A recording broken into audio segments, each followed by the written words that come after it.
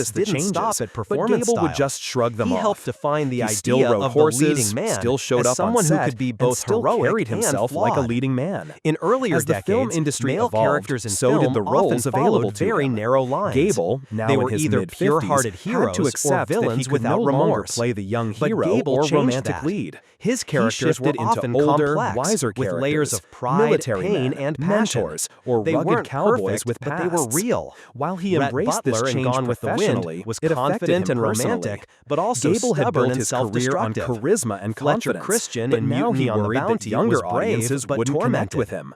These He were felt not the pressure flat of roles. stand They relevance